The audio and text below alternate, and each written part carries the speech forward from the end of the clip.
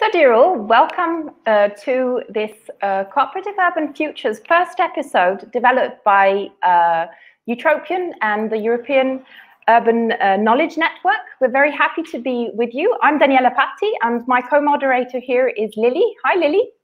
Hi everybody. Nice to meet you. My name is Lily Maxwell and I'm Policy and Project Officer here at the European Urban Knowledge Network, otherwise known as the UKN. The European Urban Knowledge Network is the only EU member state-driven network in the field of urban policy research and practice. And we're very excited to be here today with Daniela from Utropian and a great lineup of speakers ready to get going. So welcome all. So from ourselves, we're very happy. Some of you in the audience might have been following the series of webinars over the last months, and we've developed a new series of webinars that will be with you in the coming months that are dealing with the upcoming topics that our cities and our regions are facing at the moment. And this first episode is on circular economy, particularly looking into how to develop partnerships for local ecosystems. So how do stakeholders work together in developing circular economy strategies, whether these might be from public administration, private sector, NGO or research institutions. And we're extremely happy to have with us a very beautiful, may I say, panel of speakers with us who are experienced in circular economy from different institutions, from different perspectives, and different cities in Europe. So this will be very, very interesting, and we're looking forward also to knowing who in the audience is listening to us. Where are you from and what city are you based? So please let us know also if you're involved in circular economy projects yourself. Feel free to write in the Facebook chat, and your comments, as far as I know, will be popping up in the live, so everybody will be able to see them. Who's with us today? So we have Rossana Torri from the city of Milan. Hi, Rossana. Welcome, welcome. We have Johannes Kisser from Alchemia Nova in Austria. Hi, Johannes. Very welcome. We have Igor Kos from the WeCycle Institute in Maribor. Hi, Igor. Hi. We have Katia Godinho from the Agrofloresta project, Bella Flor Respira project in Lisbon. Hi, Katia. Hi. Hi, everyone. Very welcome. And we have Cosima Malandrino from Paris. Hi, Cosima. Hi. From the LGI Sustainable Innovation. And then we have Janneke van Beek, who's project officer in the European Commission, who is responsible for the Circular Cities and Regions initiatives. Hi, Janneke. Good evening, everybody. Hi. So very welcome. So we're very looking forward to the session of today, and we invite both our speakers and our audience that are following through Facebook to make as much use of the digital interactivity that is possible, seeing as we cannot meet in person for the moment. So feel free to write questions, chats, and so on. So how the session will work today is we will have some questions that we discussed with our panelists, but we will be having also a session at the end of the session of today. We will be together until 6:30, and hoping that our audience will be with us for the whole session to also discuss and comment the questions arriving from them. So, feel free to write all your comments and questions in the chat. They will not go unanswered. So at this point, I think what would be very interesting is to start really introducing our panelists and having a little bit more of an insight into what the work that they're doing. As we said, we're very happy to have panelists who are representing different types of institutions, whether it's public, private, research, or civic, very, very roughly saying. So we're really looking forward also to getting the perspective on how different types of stakeholders can be collaborating at local level, and also looking into what are the local differences depending on your country, depending on your specific city. So first of all, I would like to introduce Rossana Torri from the city of Milan. Hi, Rossana. Hi, Daniela. Here I am. Hi.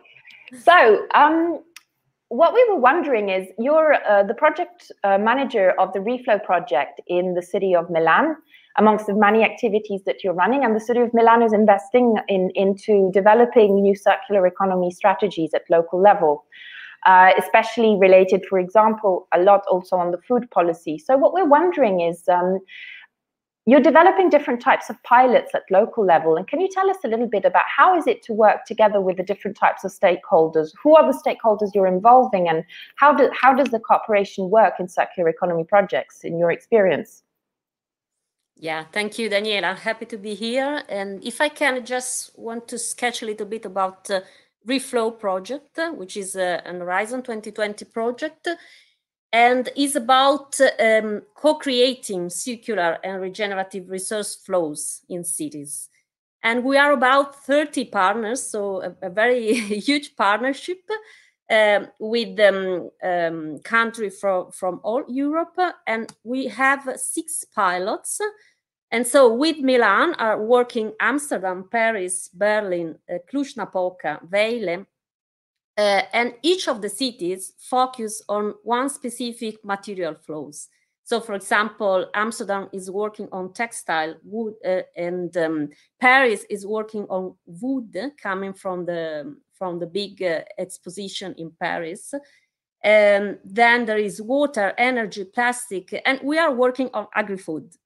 And that's what because we rely, as you said, on our food policies on the one side, and on the other side, we have also we are working on a strategy for the redevelopment of our municipal markets, which are spread in the cities, and that are very interesting because they are at neighbor level, and we think that we can work a lot in an interesting way about agri-food flows passing through the cities, and where the municipal markets are the very interesting hubs for that.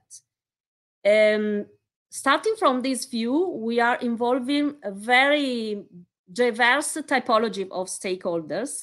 So consider that we are working with big players such as the in-house company that is managing the wholesale general markets in Milan, then the private company that manage the waste service for Milan. Then we are working together with startups, innovative startups that are already working on material flows in a circular way, so on circular food topics. Then we have NGOs, for example, that are working on how to reduce food losses and how to redistribute fruit and vegetables that are discarded in these markets. So to say that we have a variety of stakeholders, and we are trying to work together with an approach that it's co-design, and let's say kind of processes of collective intelligence in which every stakeholder can bring different kind of knowledge and background. And that is very interesting for us because it's a kind of open innovation process led by the administration. And that is for now. So it's if you want, I can add something about the process, but maybe I'll let the space for later. Thanks. Yeah, I think we can also discuss it at a later stage, and I think this is also interesting, Lily, because I think this also allows us also to connect up also with the other speakers and the other guests. Yes. So Johannes, I'm going to move on to you next. You're working for Alchemia Nova, on the Direct Hubs project, which is a project that develops a concept for a sustainable circular urban food system that can eliminate waste and close resource cycles.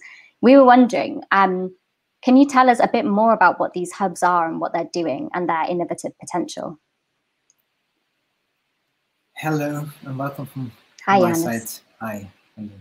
So the general idea of the Direct Hubs project is to engage citizens and people that live and work in these cities and engage with the neighborhoods basically, and think what type of resources can be metabolized or can be used directly on spot and converted into business cases.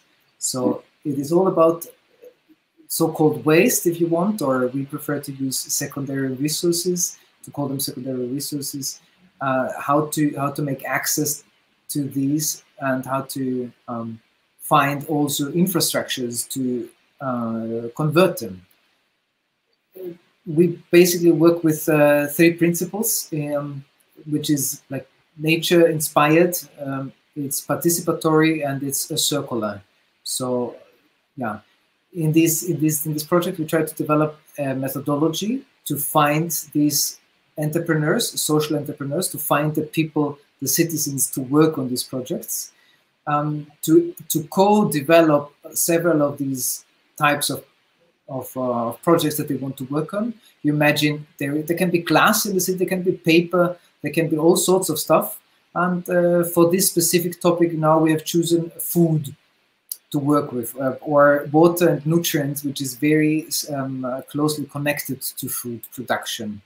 You know, we eat food, we digest, and we get rid of it by the known way, and to get access to these types and to directly convert it again to this power of the sun and then the power of these nutrients is the major key focus for now. So we do some material or resource flow analysis for Vienna, screen underutilized infrastructures together with the citizens. Underutilized infrastructure means, like, for imagine stores or buildings that are not properly used, and then engage people and like co-elaborate on how to actually make access to these new types of hubs that could evolve.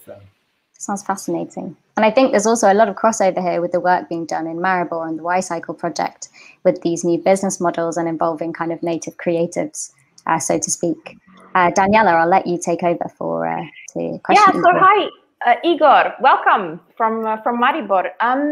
You're representing the Y-Cycle Institute, which in short is an in-house company of the city of Maribor that is bringing in all the different in-house companies to implement a circular economy strategy. And it would be very interesting if you could tell us in short, how does the Y-Cycle Institute allow for the implementation of the circular economy strategy of the city of Maribor? For example, there was a lot of attention through Milan, and also what Johannes was saying about the food strategy, for example, with your Urban Soul for Food project. Can you tell us a little bit about how this governance model allows for the implementation of the circular economy strategy in projects like Urban Soul for Food? Yes, thank you.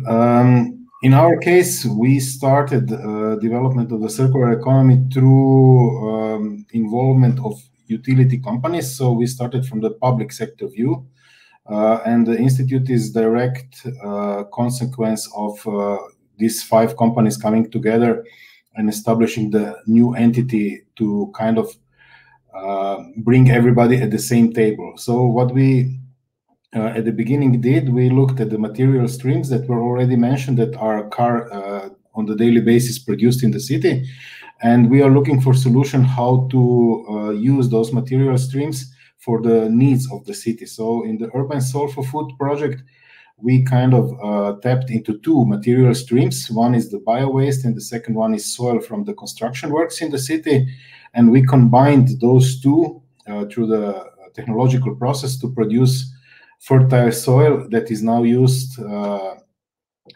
either for the green areas in the city or for the community gardens that we also in the Urban Soul for Food project established new gardens on 12,000 square meters here inside the city. So on the urban gardens, people can, of course, produce their own food. They are kind of supervised by NGO that handles this, different techniques of food production or gardening, and we supply the technical support through the soil and area that is available together with the city. So it's a kind of joint platform effort. We also developed the strategy that was spoken of, that was passed through the City Council in 2018, and behind the strategy there is an action plan that we follow as much as possible with implementation, and this Urban Soul for Food project actually is part of the action plan, so how to use the material streams in the city for the purposes of the city.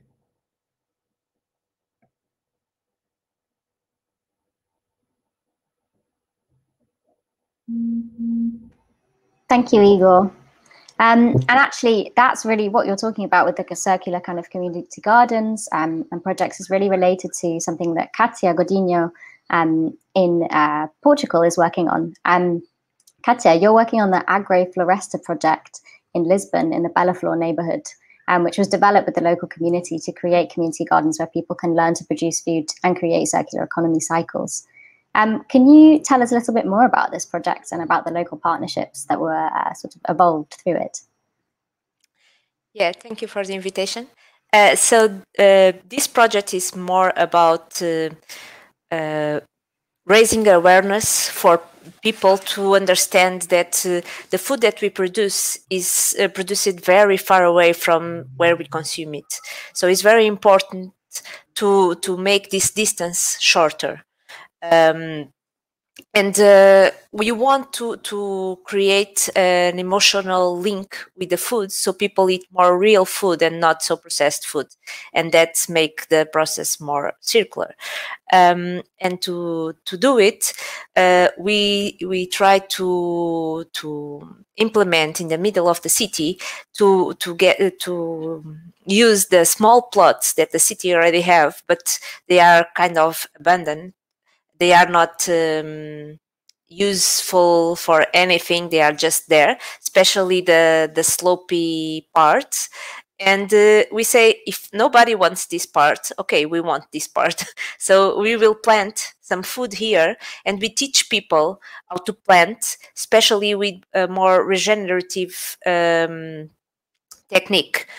That is a new technique that is raising around the world that is called syntropic farming, that helps the different plants to work in a more natural way and to replicate the nature process.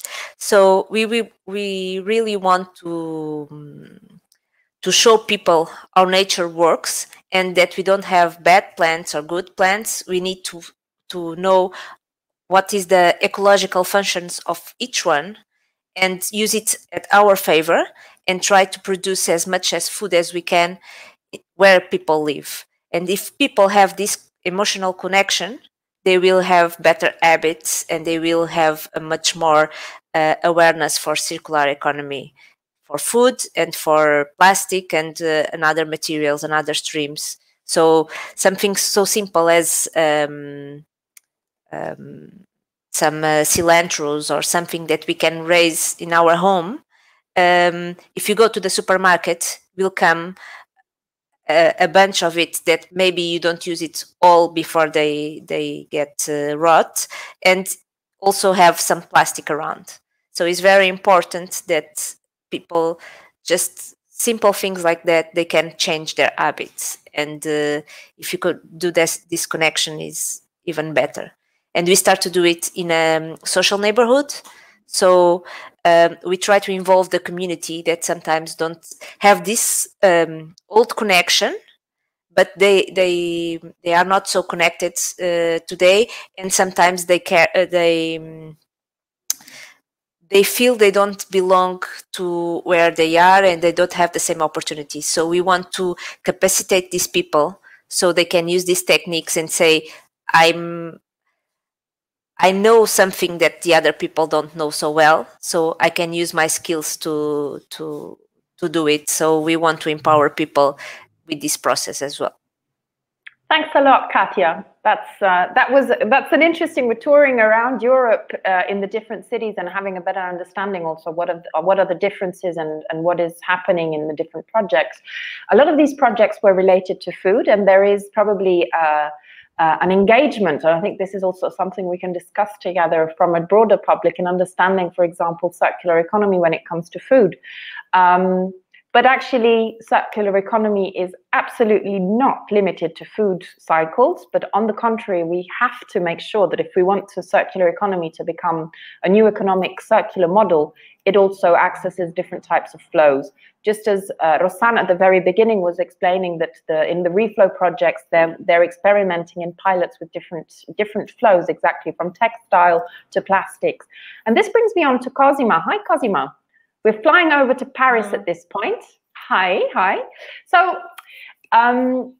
you were telling us when we were preparing this call about this webinar, about the Houseful project that you're involved in, where you're working into actually innovative interventions for efficient management of material, of waste, of water and energy in the housing value chain, so related to housing, which is a little bit what also Igor was mentioning, more related to the construction. So there's a whole universe related to this.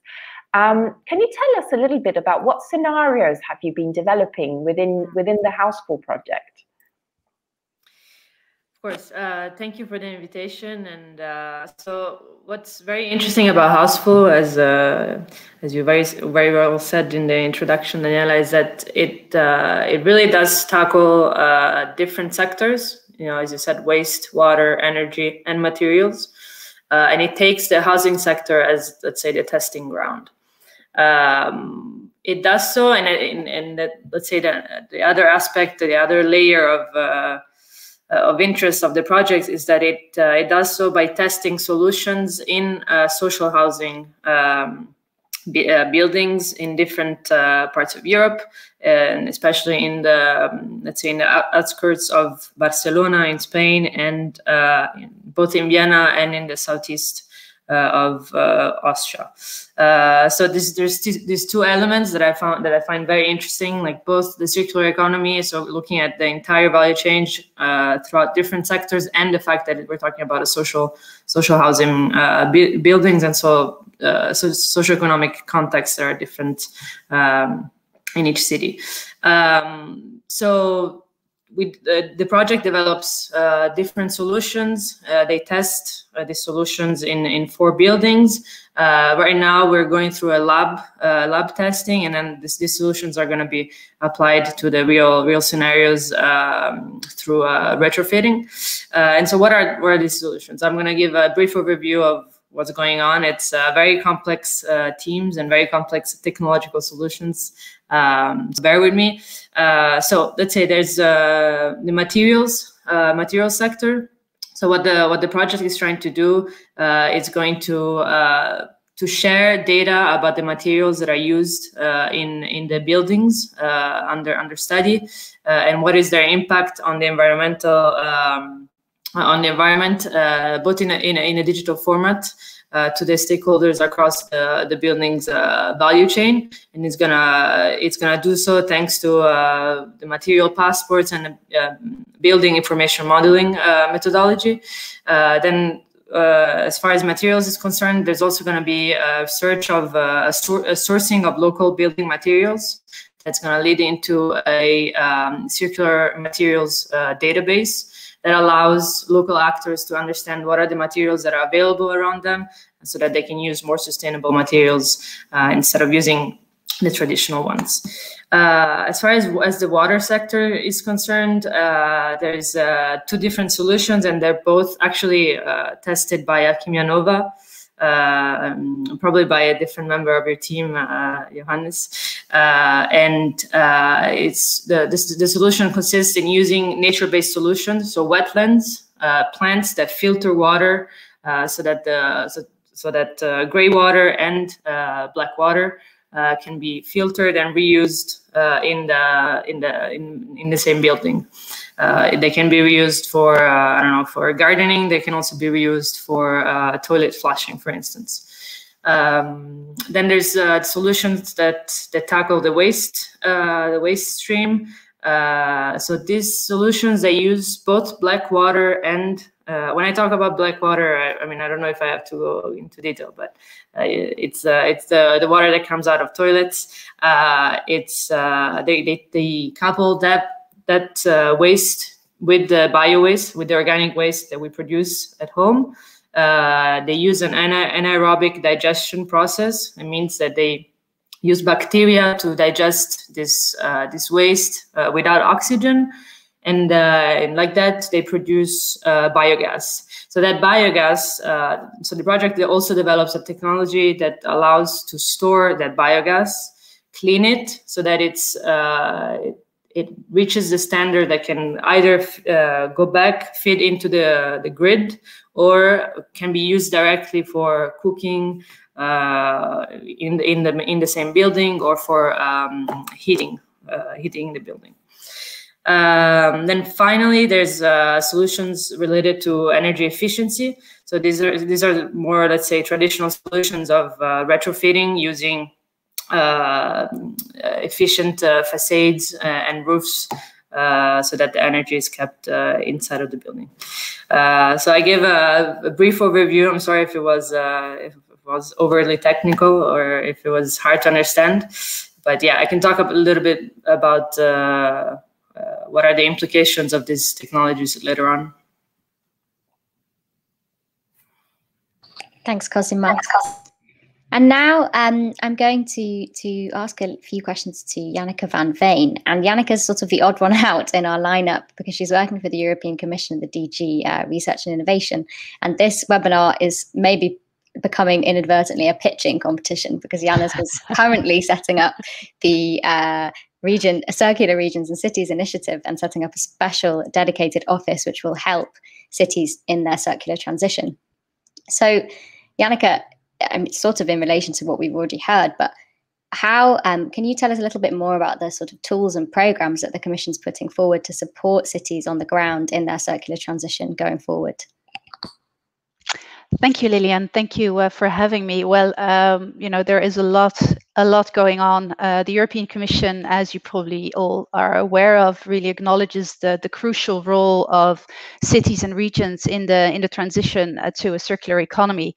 I mean, it's mentioned in the Circular Economy Action Plan that was published in 2020 in the chapter on making circularity work for people, regions, and cities. So if you ask me, you know, can I tell you something about the different tools, programs, and initiatives? I think I can talk on for another hour, and I don't think anybody wants to listen to that for another hour. But yeah, looking at the programs and initiatives, it all depends on which stage of development you are on a local or regional level. I mean, you can be in a very early stage where you're really, you know, looking to see how you can engage more in becoming circular, or you can be in a very mature stage where you have very specific needs, for example, to find financing. So yeah, I could split it up in engagement, partnership forming, demonstration projects, and actual deployment. So, you know, within the European Commission, there are a lot of different DGs who are all having their own, you know, instruments and tools.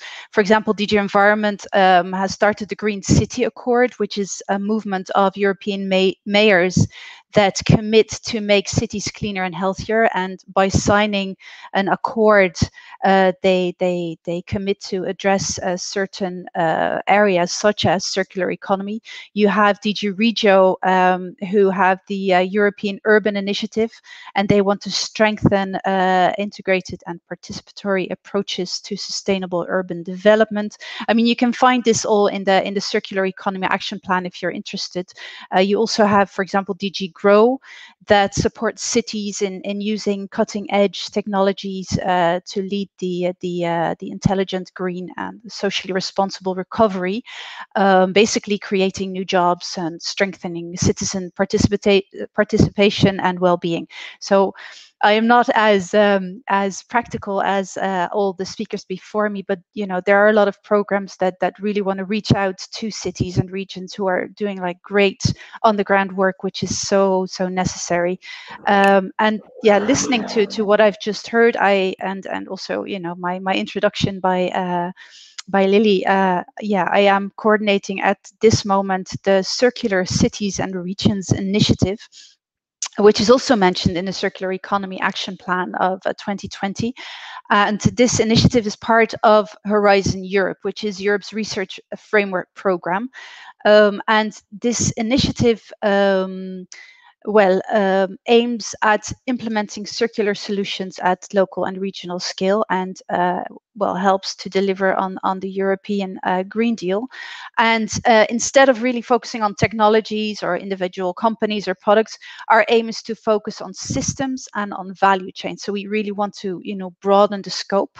We want to look beyond the traditional resource recovery in waste and water sectors, but we really want to look at the whole chain, like designing out waste and pollution, keeping products and materials in use, regenerate natural systems, etc.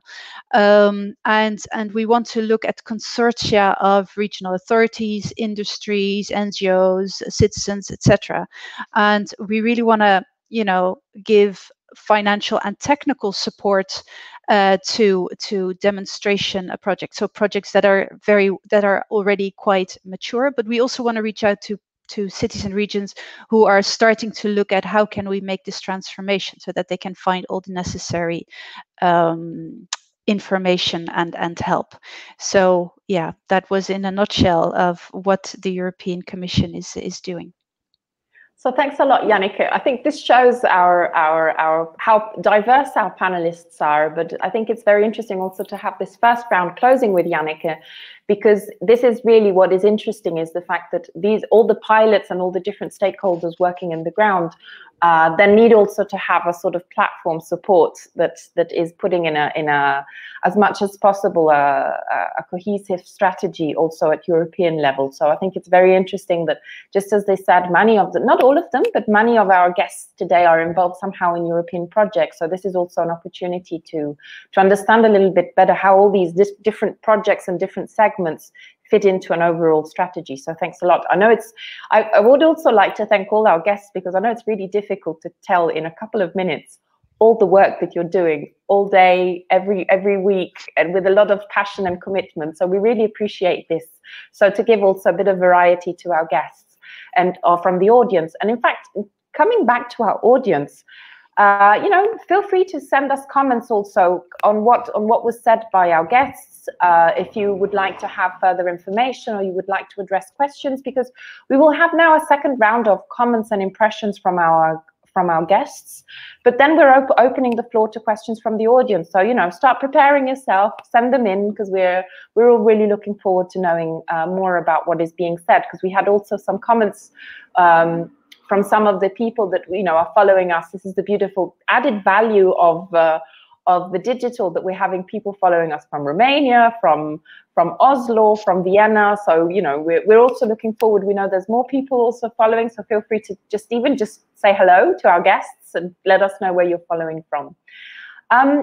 This said, I think I would start one of the questions now, that the second round of questions and impressions from our guests, is to start understanding a little bit with a constructive approach, because in times of COVID we need a bit of positivity. What are the challenges that we're facing ahead, and how can we overcome them? And one of the things I would like to ask Rossana, because this is something that the city of Milan is working particularly, as a city administration, is working particularly on the engagement of citizens. How do you think citizens can be actually engaged within circular economy projects in order for them to understand? As we saw from Cosima, sometimes these projects have a strong technical dimension, which might not be very, very fun and very attractive as such, but it can have immense benefits to your daily life. So from your perspective and your experience at the moment, how is it possible to engage citizens?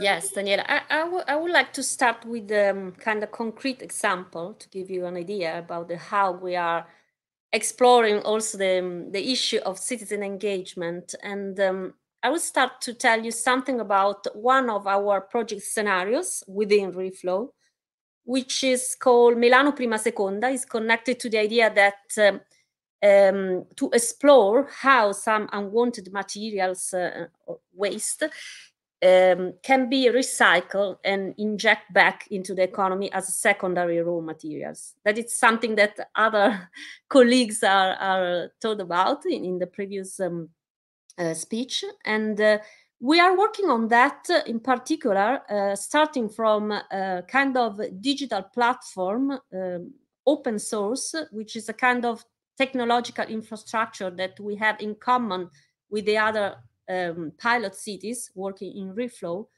And here the idea is, for example, to give the opportunity to different kind of, let's say, economic actors. And inside these categories, we put also citizens, because we see citizens as active actors in this economic loop that we want to recreate. And for example, this platform could be a place where different kind of materials, we are testing now for agri-food, but different kind of materials could be mapped and traced, and for example, exchange, giving value to new products that could be created. Because just to give an example, we are working on a specific case studies, which is a startups called Hybrida Beer, that is making beer from the unsold bread. And they are collecting bread at neighbor level. They are bringing that bread in a brewery, and this brewery is producing beer that it's customized for neighbors, for example. It's interesting also for citizens, because can create some dynamics, for example, in which also citizens could be provider of kind of materials. And maybe tomorrow, if this platform will be kind of successful, they could be also provider of different kind of materials that can be traced into the cities and provided to other economic actors that can use those materials to upcycle, and so to give new value, to produce new products with added values. And that's one way to imagine also citizens within this kind of loop, and not only as consumers, for example, of circular products or circular food. Another way that it's another example that we are working on, which is more, let's say, analogic, but very interesting, is related to this NGO which collect in the general market of Milan the fruit and veg that are discarded from the sailors, and so they bring these goods, they sort, and they take the part that is edible, and they redistribute to NGOs, but also to citizens. In this case, when they work in the weekly market, for example, that are market open air, they involve directly the citizens to make this kind of sorting activities that it's very time consuming. And that is very interesting, because the dynamics is that citizens, for example, those that are more in poverty and that are used to go into the markets to pick up by themselves fruit and vegetables, in this case, they become part of the process. And so this is kind of way to restoring also dignity to this act. And this is another way in which there is a kind of closing the loop, also involving the citizens in the process. And this is another way to do that. Thank you, Rosanna. Of course, sorry. No, go ahead. No, just to finish, of course, the COVID for us, for the project and for the activities that we was planning is a kind of challenge, but yeah, we hope that in the last part of our project implementation, it could be more easy to do also kind of tests and activities with citizens. Thank you, Rosanna. I think you really highlight as well how, you know, the circular economy is something that really produces new growth and new jobs, and it's not something that is going to necessarily take away from current economic development, which often it's criticized for doing.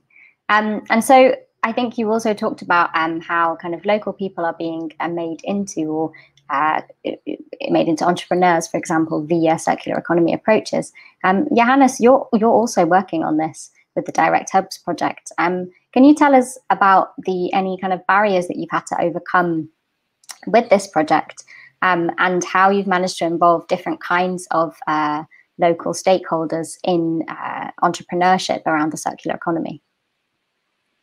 Yeah, the Direct Hubs project just started like more or less recently, So we are currently collecting all the stakeholders. We have contacted only a few, like the most important ones. And we believe that the stakeholder engagement will not be the major barrier.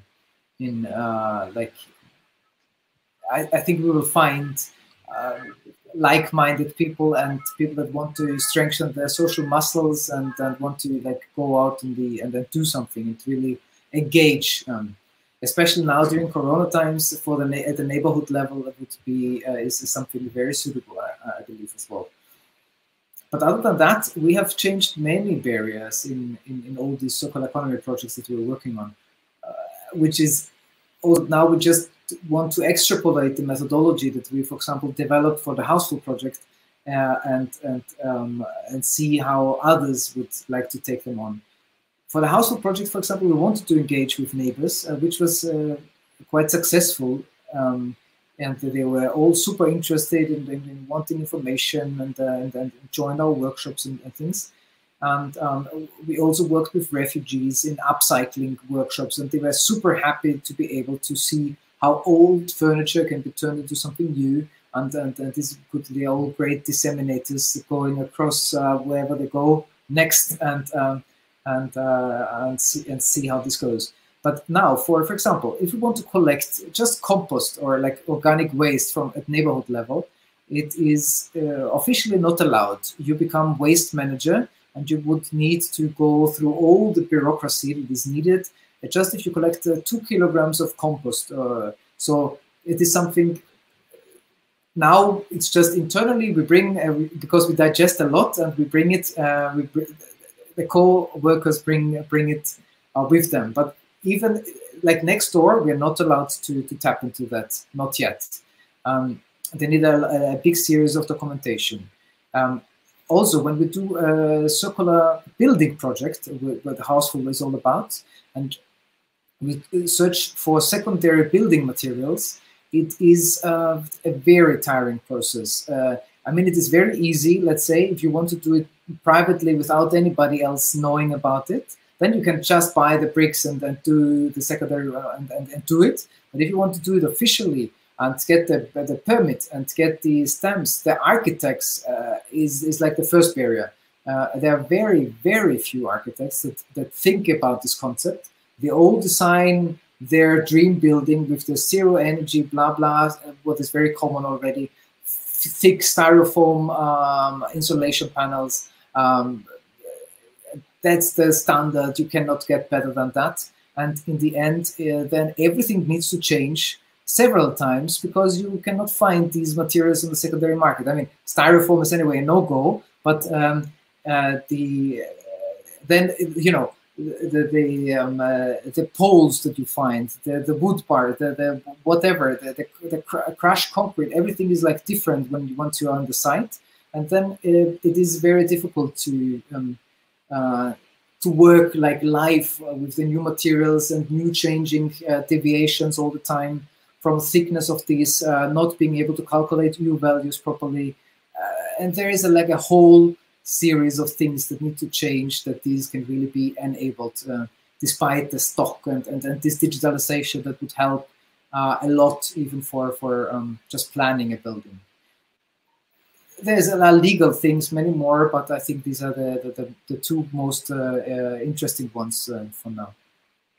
Thanks, Johannes. I think that what is very interesting about what you're saying, and I could see Janneke was also smiling, because I can imagine also from the perspective of the European Commission, the administrative barriers that you were highlighting, because you know the bureaucratic process was designed in a time when you were not planning on the circularity of materials. So actually, this is one of the barriers that we're overcoming now. And I think this would be also interesting also to hear later in the discussion and the debate also what's the impression also from the other stakeholders. And in the meantime, I see that we're getting also some questions from the audience. So I hope this is also inspiration for the others who are listening to us today to, you know, not be shy and feel free to write in, because the questions are automatically shared with our guests.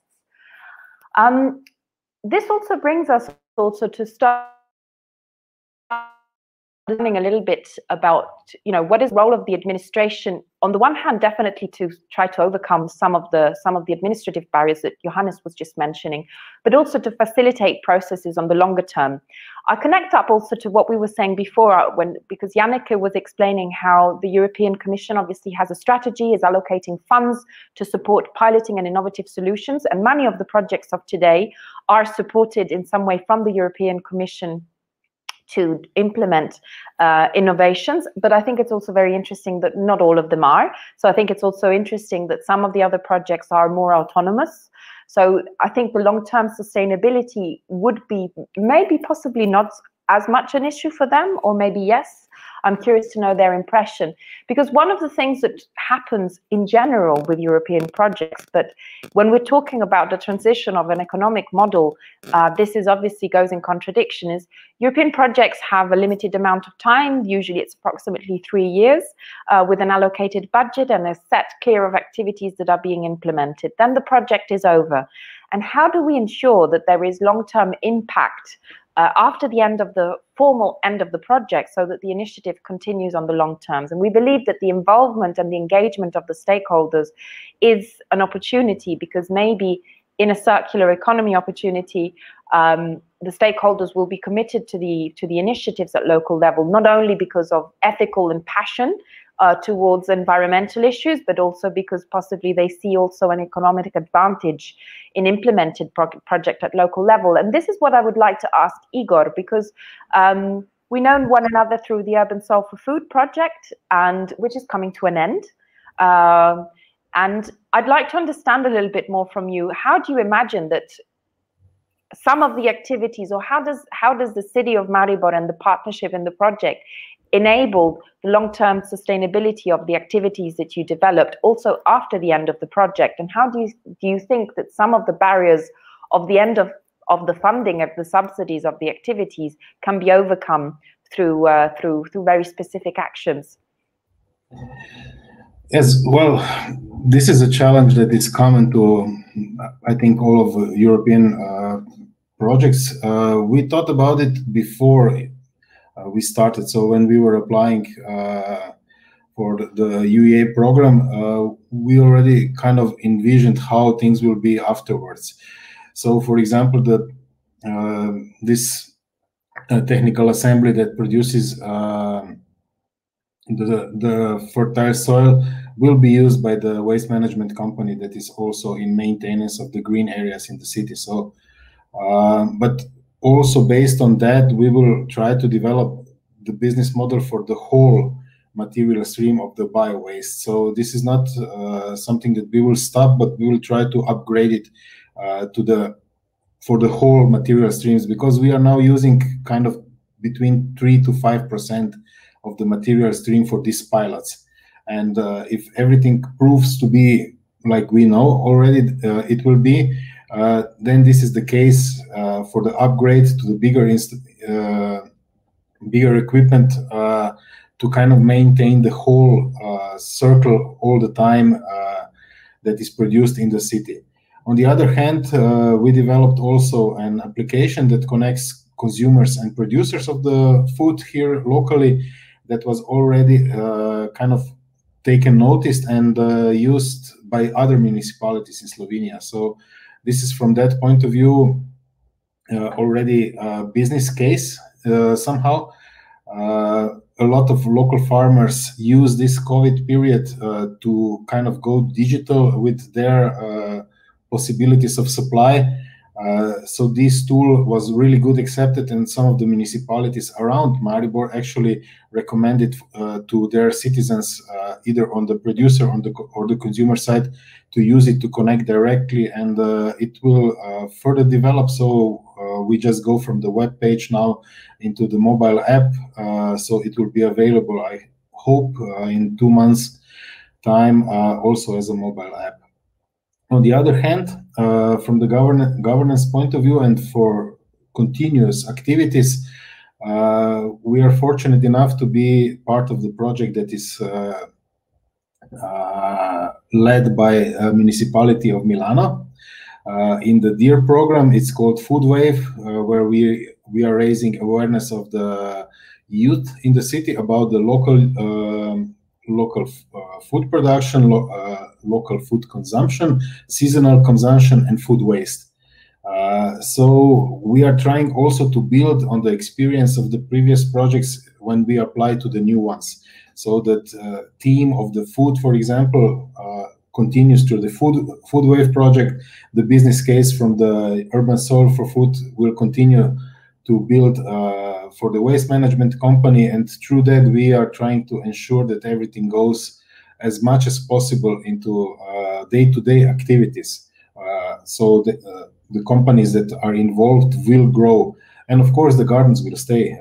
People are actually lining up if the plot is empty, so somebody decided I don't want to garden anymore. There are 2, 3, 5 people already behind in the line, so they can actually take the plot and start working.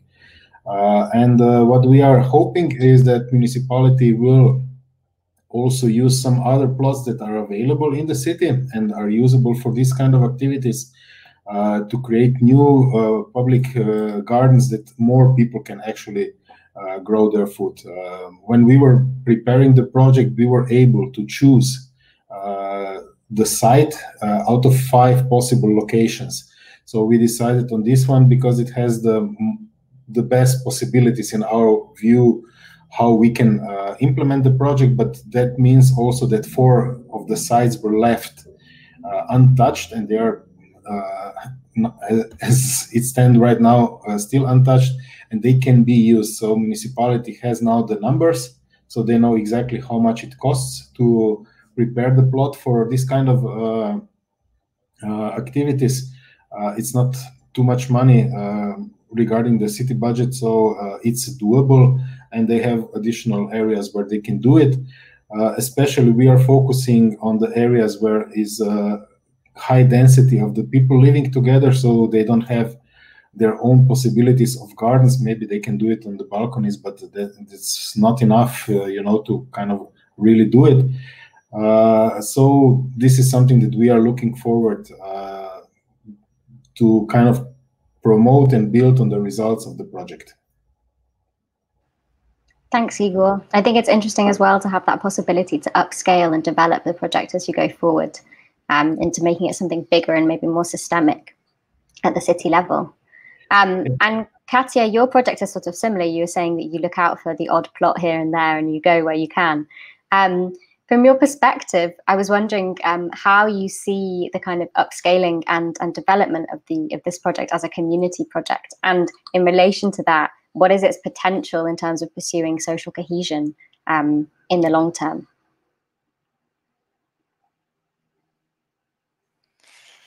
Yeah, so I really relate to what Igor was saying, but in our case, we really think that these kind of projects can be a showroom, so another people can replicate it. So we want to train people so they can replicate in different parts of the city and in different parts of Portugal or wherever in the world. And we receive a lot of people in this poor neighborhood that are outside from the neighborhood. They never really visit these kind of neighborhoods, and sometimes they are afraid because it's stigmatized neighborhoods. So this opens the frontiers to these neighborhoods and to these places that usually are not so touristic.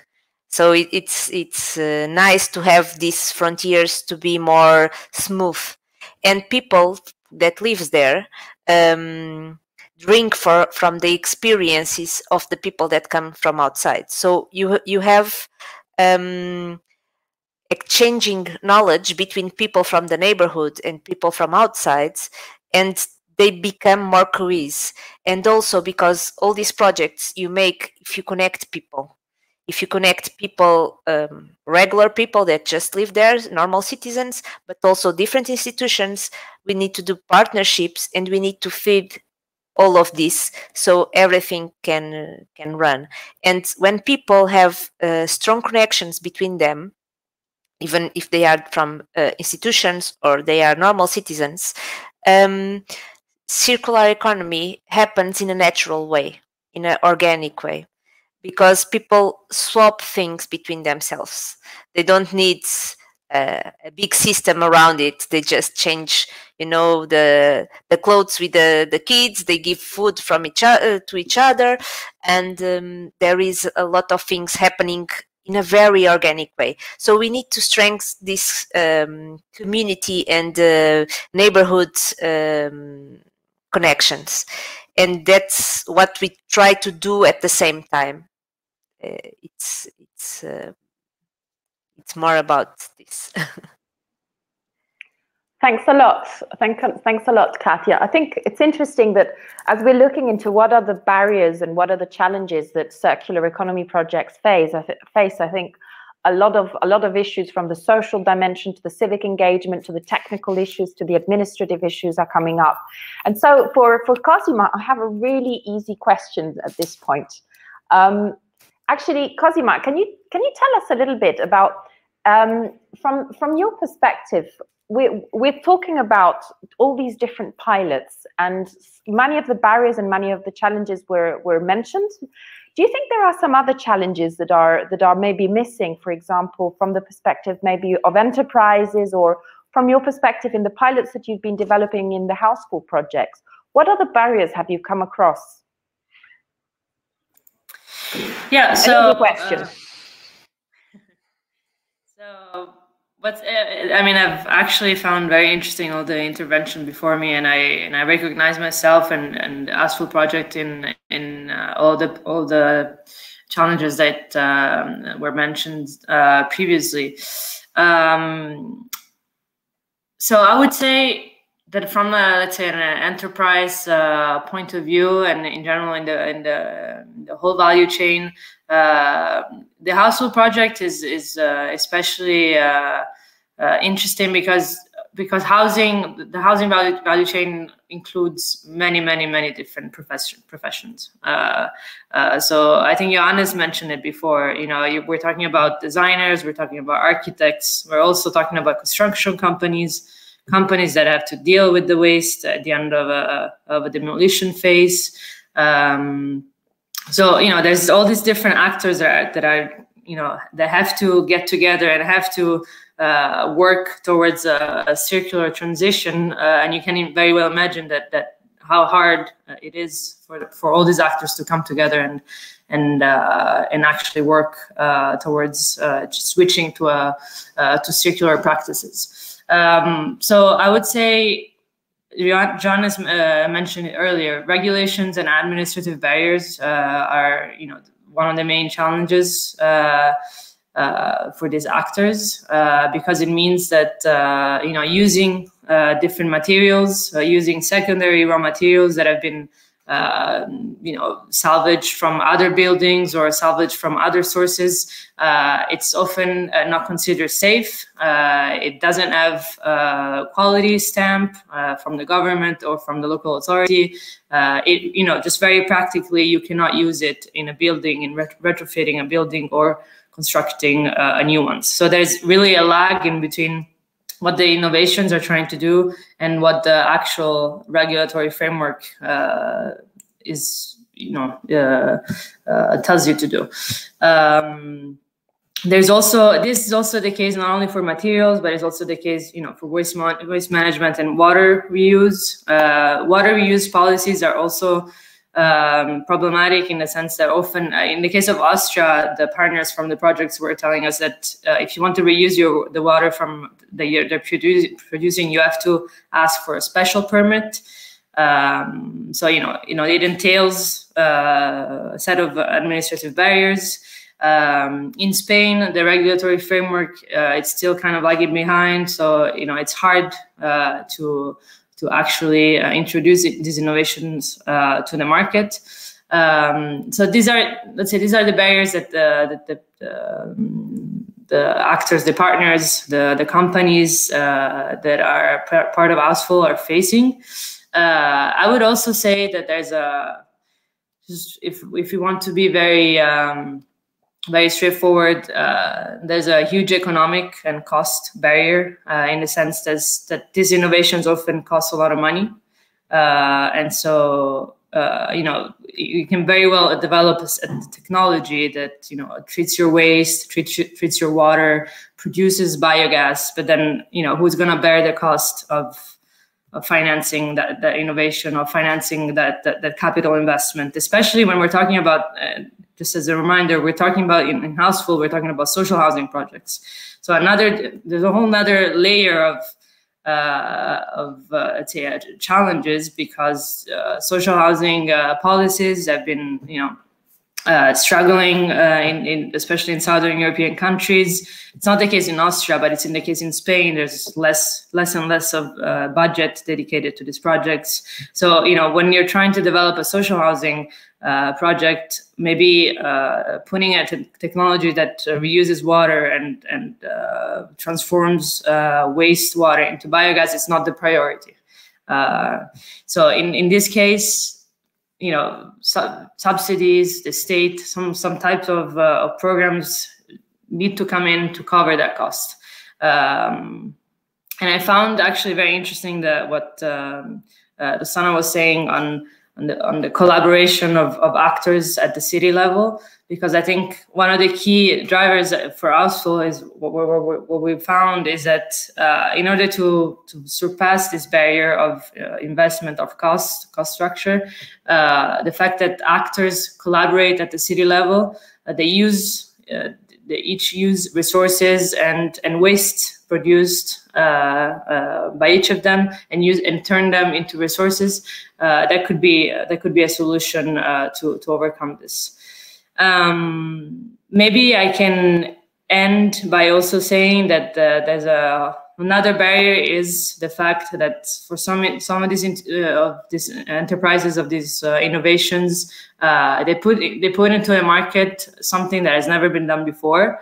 And so you set up a biogas, you set up a waste management, you set up an energy innovation into a building, but then who is going to deal with it? Who is going to manage it? So we're also lacking from the entrepreneurship and enterprise point of view. We're lacking the whole maintenance value chain.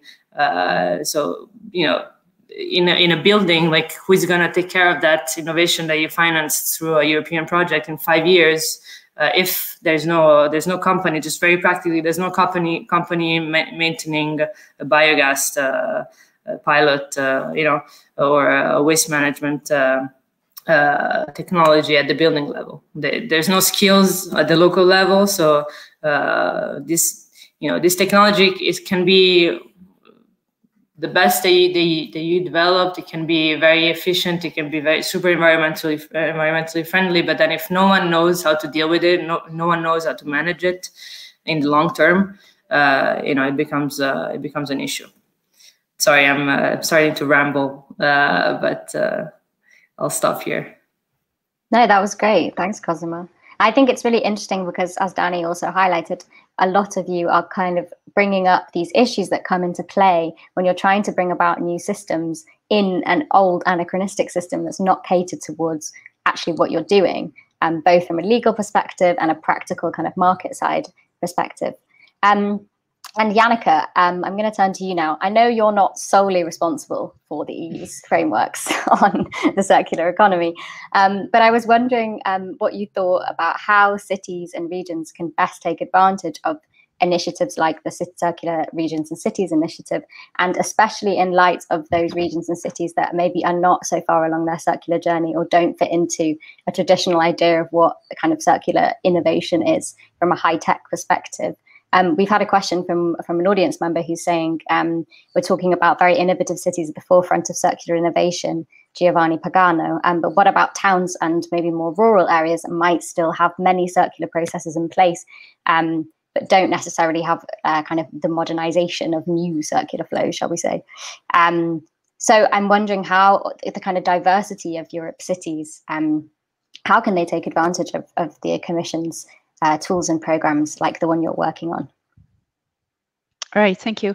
Well, I heard a lot of very interesting comments, things that I've also within the Commission, well, the Commission in itself is working on, but I also know that several member states are doing a lot of work, for example, on legislation hampering innovation. And before I go into the question you've just asked, Lily, I know that, for example, in Flanders, Belgium, and in the Netherlands, they have a project or it's like an initiative called Green Deals. So not the European Green Deal, but like in the Netherlands.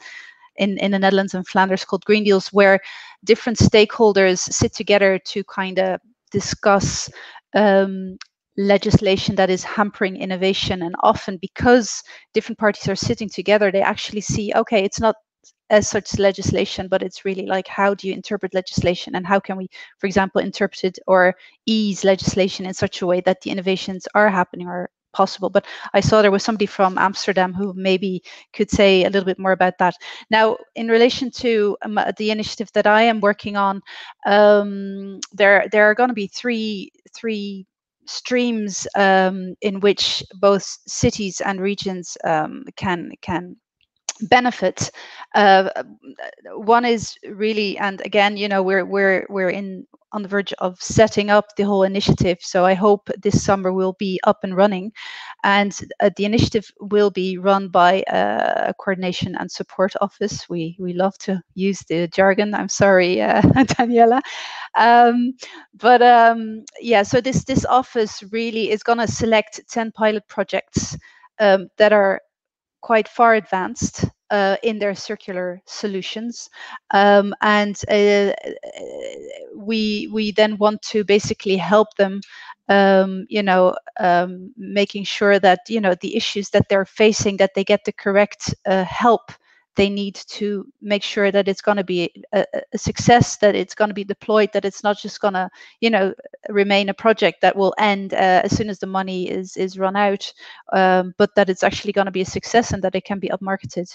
And that's not just like, you know, focusing on legislation, but it's or technologies, but it's also about, you know, how can you write a business plan that actually, you know, you get finance, because that's a huge issue as well that Cosima also mentioned. Like, how can you get the finance? Because a lot of financial institutions don't really understand what circular economy is. They're focusing on the risks, but not looking at the risks, for example, for a linear economy. But that's something else that the Commission is working on at the moment.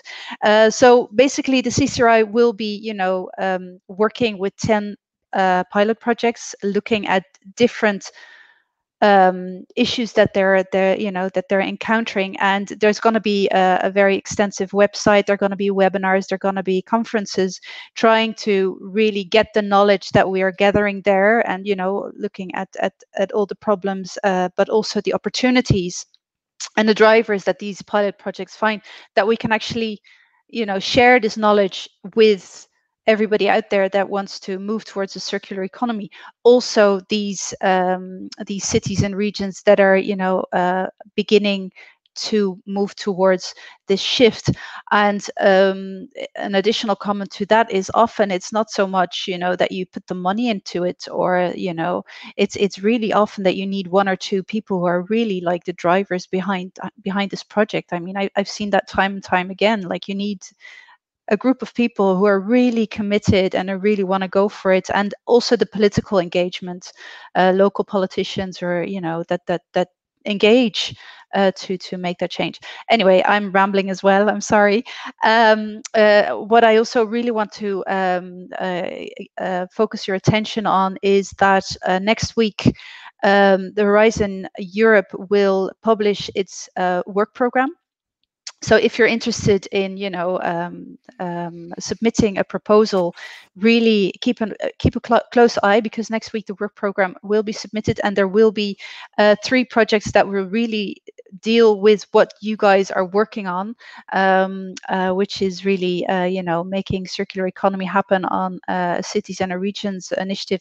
And 2 of these projects will be on, you know, for 2021 and 2022, which will be offering project development assistance to these initiatives, be it from technical, legal, or financial assistance, to help move from a demonstration project to really deployment. And the other is also a project for 2021, which we call demonstration projects, in which you also get funding or a grant to make sure that the proposal you have gets the money to make sure that you can move forward. So next week, a big week to see if you want to apply. And over the summer, please also keep an eye out on when we're going to launch an expression of interest for pilots, cities and regions who really want to become a pilot. And also there you will get assistance in deployment of your project. So thanks. Well, thanks, Janneke. There you go. So some insider information from the European Commission. So I hope that both our guests and also our audience will be definitely keeping an eye on the website of the European Commission for the opportunities that are available. But also, I think what was very interesting about what Janneke was saying is also relating and putting into a system the different comments that were coming. And also, it's very good to see how the European Commission is aware of all of this in the different parts, and not only Janneke and her department, but also the colleagues from this very big machine that is a public administration of the European Commission. We have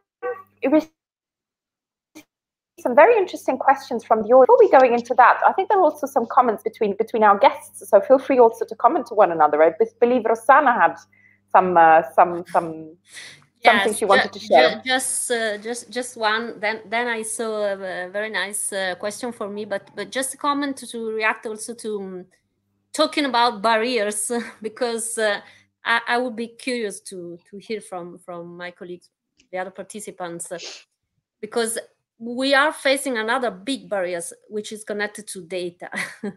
And data is critical in the circular economy, because it's, let's say, also one of the bases on which we can build circular solution and so on, based on technologies and so on and so forth. And so I have the idea, for example, that in cities like Milan, that it's yes, innovative in some ways, but data, we don't know very well the flows related to our goods. It's very, very critical and difficult to map the flows. And the huge part of the project in the first phase was dedicated to this challenge, because we start trying to become more aware about the agri-food flows passing in the cities. And that's it's of course very complex, but the fact is that it's very difficult to find the data and to build the data. And okay, I don't want to be boring on that, but I will be curious to hear from the others, but because for us that was a very critical barrier, and we are thinking about that. For example, we are trying to map the flows with these also, let's say, innovative tools like Sankey diagrams, considering specific flows of agri-food and see all the nodes of this chain to understand better where are the gaps.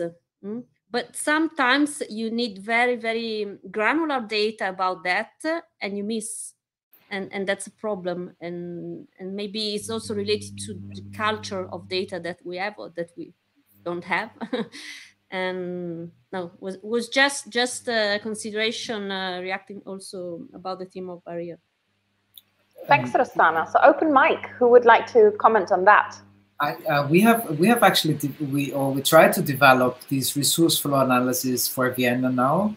And we see that the granularity is key, especially if you're focusing on the city and don't have it like on a national level. And we work with Prodcom statistics and waste statistics, basically. These are easily accessible. And then, unfortunately, you would need, at certain points of processing, you would need to look into data of processing companies that like work through these. That's where the most critical thing is. They usually don't want to cooperate. Not some of them, yes, but not all of them. And then there's the transparency of data. So, and then of course, if somebody, a food processing company, for example, They don't even want to look into the books, even if you don't name them by name. They don't want. They say that it is obvious that it is us because these are the massive flows that we produce the supermarket chains and then things, and then you see how much they throw away. And but there's it is critical, but I think we don't. There is no workaround. We need to. There needs to be a big corporation, and I think this needs to be top-down decision. Otherwise, otherwise it will not really. Capture the thing. And this is also what we did in this resource flow analysis that we have done so far. Is we make assumptions. We have some data here and some data here, and then we make assumptions on like the flows in between. But even if you are 10% like out of the scope of what is the range, you still have a final thumb-second number, which is a good guesstimate, and then you can like our vision that we had for open governance is to really see live where the city stands and how can it move further. With every single action they do, how this impact and how these resource flow changes directly. So this could be a very interesting aspect. Also considering these tools that are now available. Yeah, I think for future we can definitely reference to that. If you want to, we can do an exchange and work with our data Sherpas. Yeah. Okay, so that's interesting. I already see there a nice collaboration possibly starting up. So we're happy to see that. I don't know if there's any additional comments coming from anybody else in relation to also what Rossana was saying, because I would also give space also to sharing also some of the questions from our audience. And I think I would read some of them and then have an open floor for commenting from any of you. So I think one of the questions that came up was that, for example, one is in terms, and this was also what Janneke was also mentioning, is we're having projects that are piloting some very innovative solutions, for example, in terms of waste management and so on. But how do we ensure that these pilots are not somehow just some showcases, but are actually pushing for other cities around Europe to be improving their systems? And I think this also relates also to what a comment that came from Giovanni Pagano. So this was the question from Theodor Frolu, sorry, from Romania, but there was also a question from Giovanni Pagano about we're talking about, you know, all the speakers here are coming from very innovative cities from different regions of Europe. What happens when smaller municipalities that might not be at the front runners in innovation and possibly might not have the same access to financial resources to experiment, a little bit like Cosima would say was saying? I think for the moment I would do a round of impressions and comments, and then I think we also have some specific questions to some of our speakers. But in the meantime, I would like to have, with these two questions coming from Giovanni and from Theodor, I would like to have a first round of impressions from our speakers. Open mic. Okay, I can start, and I will just comment first on the data. This, when we developed the strategy and the action plan, this was one of the key projects that we identified for the future, because the lack of data to kind of, you know, see what is going on. So we were able to access data on the city level to the companies that actually were managed by the municipality. But the problem is, as Johannes said, on the second level, when you go to the national government, because then everything comes from in the same pot, and you cannot extract the information regarding to your city or the region out of that quite easily. And it's a challenge, and we are trying to solve it, but we were aware of this right at the beginning. Regarding the other questions that were posted on Facebook, of course, it's a challenge, you know, to go from the pilot to the real kind of day-to-day operation, and this is something that we will face in the close future with the closing of the Urban Soil for Food project. But as I mentioned, we started thinking about it in advance, so we kind of know exactly what we were up to, and with these pilots, we are basically walking the thin line, you know, on the legal barriers, because it's not 100%.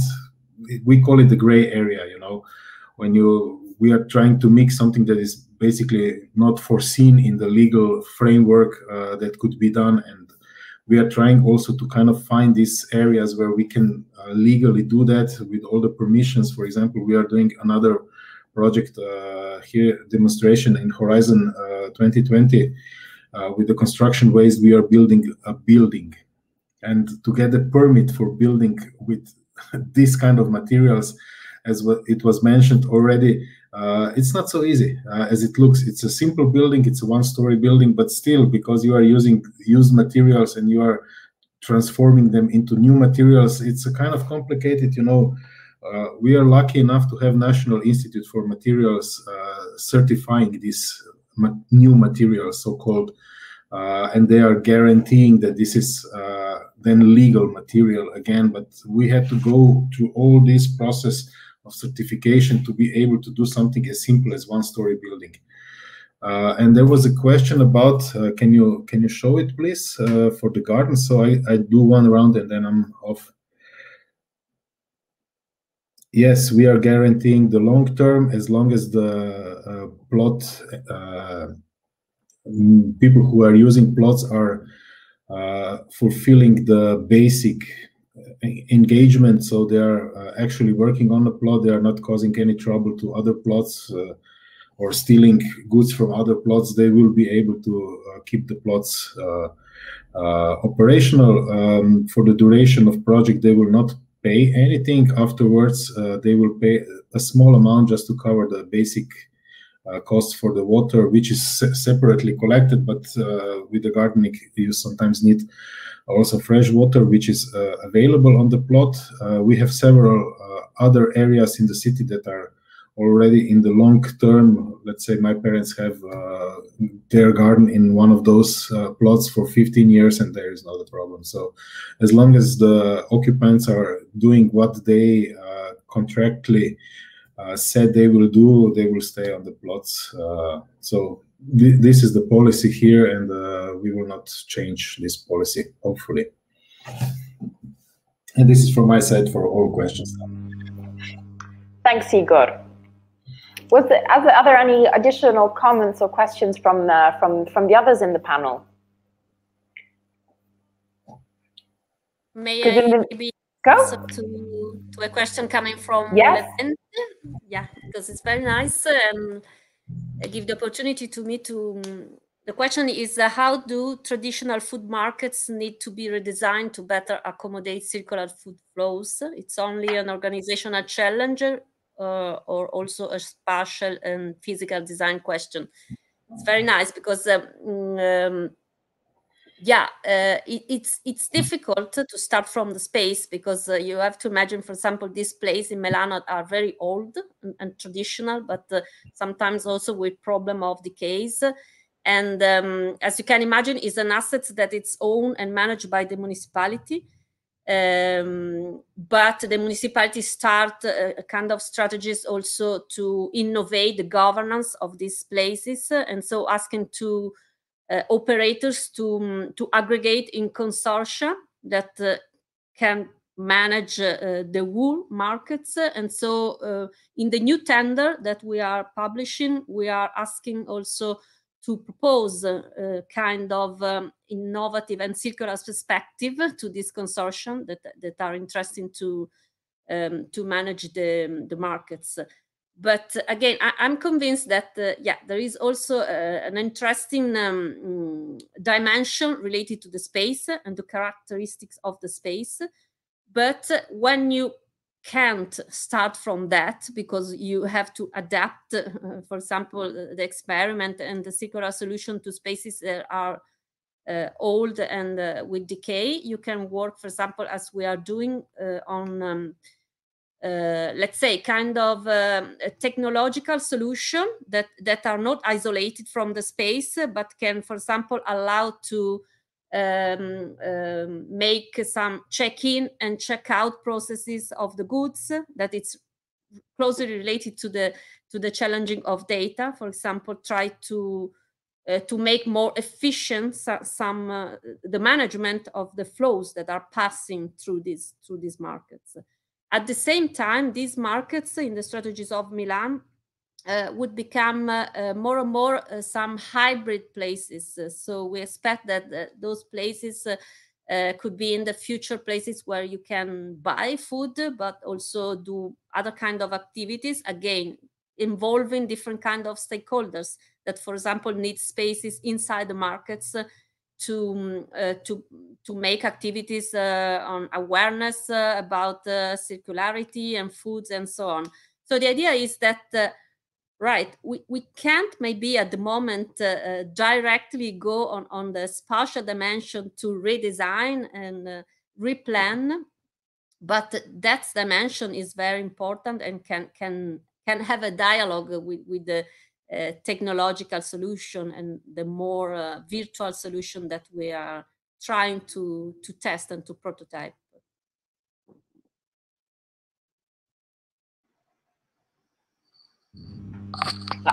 I believe we had a question also from the audience to Johannes, which I think will appear on the screen as well. So Johannes, what's your answer to that?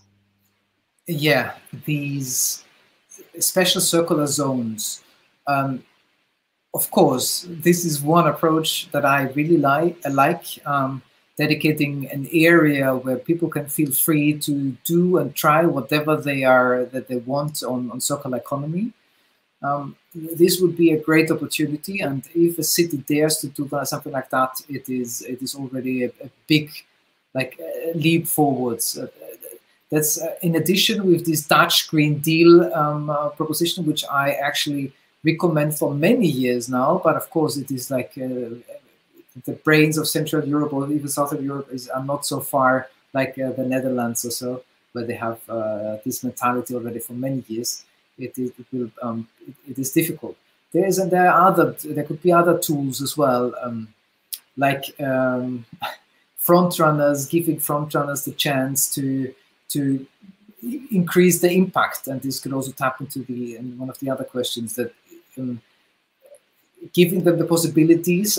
Now we as like researchers, we are only relying on Horizon Europe funding or something, tenders or something like that. But if we the same is true for other organizations. If there's like not a municipality or so interested in these cutting edge crazy things like turning shit into food, it will never be realized. Yeah, I can talk much more about that, but I think it is answered. So circular zones, yes, wherever possible. Regions, we try to involve many more, rural areas, and people love that idea. But you need the money and the okay for doing so. Thanks, Johannes. And I could see Yannico nodding, so I guess that's quite connected also to what work she's coordinating.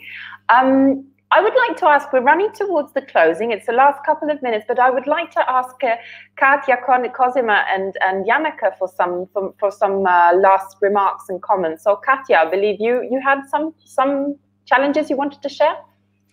Yeah, I think there is a lot of things that were touched here, and I would like to add just two things that I realized that are problems sometimes to implement circular economy, and some other project as well.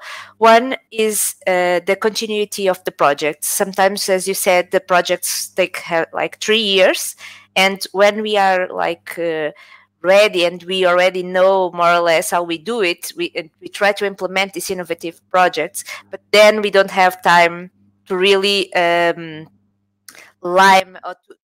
really make improvements in the business model.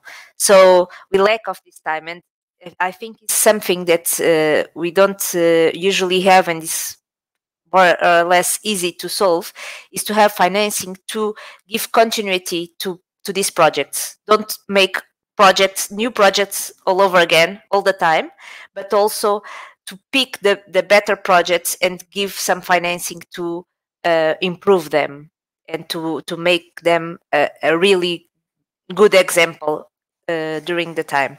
I think is a small thing. And the other thing is circular economy is also related with the time that we have as citizens and institutions. If we don't have time, we tend to make more waste. Like if we don't have time to cook, we will eat processed foods. So we make waste because of the packaging, and we go to takeaways. So all of this, sometimes we look just for the environmental problem or this kind of perspective, but we need to look as the social thing as well. So things like reducing the work week load can help a lot circular economy. If people have more time to be to cook, to repair, things will happen. But if we don't have time, I just go to the shop and buy something because I need to solve my needs at that time. So these two things as a systemic way that maybe we need to look at. Thank you. Thanks, Katia. I think that's a very interesting perspective to bring in. So, and I think that I could see the heads nodding, and I would assume also from the audience, this is a very interesting also turnaround. It's not only technical issues, it's supporting the upscaling and also looking into the very strongly social dimension. Cosima, would you like to share some closing words with our audience and our other guests from this evening? Yeah, I'll pick it up from where Katia ended. I think it's interesting, and I would connect what you were saying, Katia, with a comment from Giovanni Pagano about the fact that in rural areas these circular practices are already happening, and maybe they're just undervalued. And it is something that you probably all heard. The fact that in cities we're trying to go back to the rural, we're trying to go back to nature. COVID, was a huge factor in this. We suddenly realized, oh damn, like I live in a 30-meter square apartment in Paris where there's no nature around me. What am I going to do? I'm going to move to the countryside. So I do agree that I think maybe sometimes we often think that cities are the center of innovation, but I think sometimes you should do a reverse knowledge exchange. Try to learn from the countryside and go back to repairing, to go back to slow practices. So I'm going to end it on that. I don't have any other comment. Thank you, Cosima. So slow practices and also not being always urban centric, which I think that's a very good message to share with us.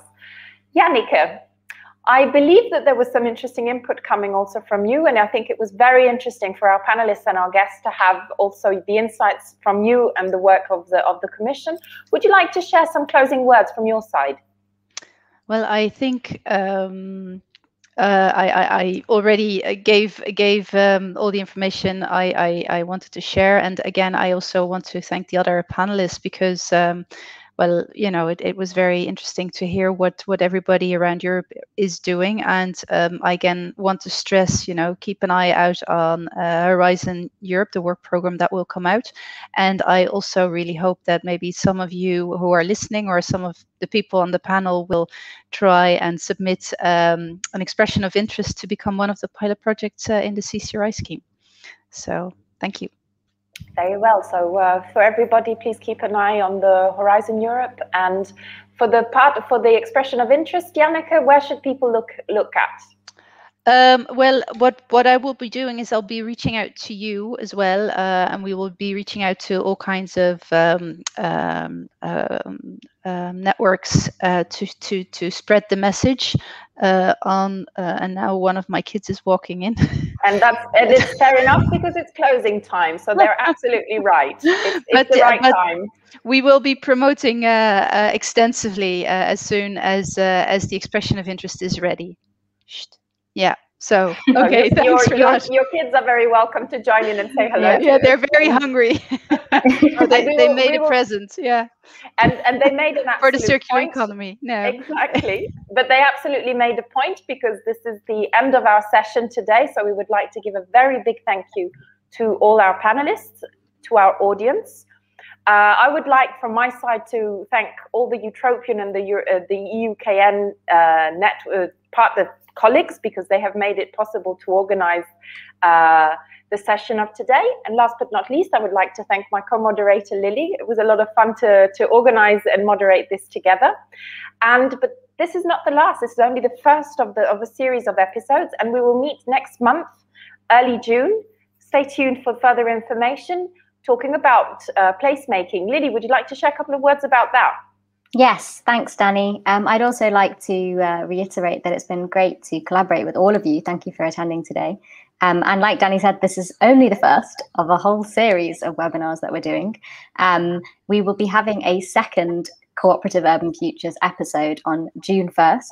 And it's about transforming cities from the ground up, placemaking for more sustainable cities. So we're going to be stimulating a discussion about the role of tactical urbanism, experimental placemaking in street-level urban transitions. And we're going to take a little look at the enablers and barriers that allow or prevent such initiatives from becoming permanent and becoming sort of systemic.